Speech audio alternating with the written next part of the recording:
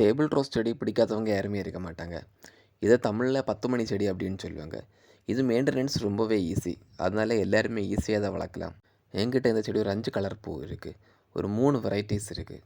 இந்த பூ பார்க்குறதுக்கு அழகாக இருக்கும். ஒரு சின்ன கட்டிங் கிடச்சாலே இந்த செடி ஈஸியாக வளர்ந்து வரும். இந்த செடியை ஈஸியாக வளர்க்குறதுக்கு ஒரு 5 டிப்ஸ் மட்டும் ஃபாலோ பண்ணால் போதும். இந்த செடி நல்ல சன்லைட் பட்டால் மட்டும்தான் நிறைய பூக்கும். ரெயின் சீசன்ல எல்லாம் அந்த அளவுக்கு இந்த செடி பூக்காது. அதனால எப்போவுமே இந்த செடி நடும்போது நல்ல சன்லைட் இருக்கிற இடமா பார்த்து நடணும். அப்போ தான் நிறைய பூ பூக்கும். இந்த செடிக்கு மற்ற செடி மாதிரி நிறைய தண்ணி தேவைப்படாது. அதனால இந்த செடிக்கு ஒரு டெய்லி ஒரு வாட்டி தண்ணி விட்டாலே போதும்.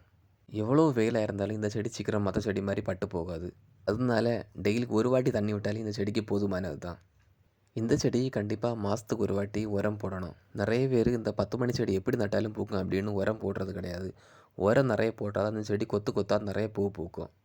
நம்ம வீட்டில் இருக்கிற நார்மலான இயற்கையான உரம் போட்டாலே போதும். நிறைய பேர் இந்த 10 மணி செடியை வந்து சின்ன தொட்டியில் வளர்ப்பாங்க. அப்படி வளர்த்தா அந்த 10 மணி கொஞ்ச நாள் தான் பூக்கும். இது நிறைய பூக்கணும்னா பெரிய க்ரோ பேக் இல்லைன்னா தரையில் நட்டால் தான் அந்த செடி நிறைய பூக்கும். அதனால நீங்கள் இந்த 10 மணி நடும்போது நிறைய ஸ்பேஸ் உள்ள இடமா பார்த்து நடுங்க. நிறைய நாள் ஆன அப்புறம் இந்த செடி பூ எதுவும் பூக்காமல் இந்த மாதிரி தான் இருக்கும். அதுக்கு நீங்கள் என்ன பண்ணணுன்னா இந்த செடியை ஃபுல்லாகவே ஒடிச்சு விடணும். இல்லைன்னா அந்த செடியை வந்து ஃபுல்லாகவே எடுத்துகிட்டு திரும்ப நடணும். இதை நீங்கள் பண்ணீங்கன்னா மட்டும்தான் உங்கள் செடி பழையது மாதிரி நிறைய பூக்கும். இல்லைன்னா செடி பூக்கவே செய்யாது. இந்த 5 டிப்ஸாக ஃபாலோ பண்ணுங்கள். உங்கள் வீட்லேயும் 10 மணி சூப்பராகவே பூத்து குலுங்கும். இதே மாதிரி நிறைய இன்ட்ரெஸ்டிங் வீடியோஸுக்கு நம்ம சேனலை மறக்காமல் சப்ஸ்கிரைப் பண்ணுங்கள்.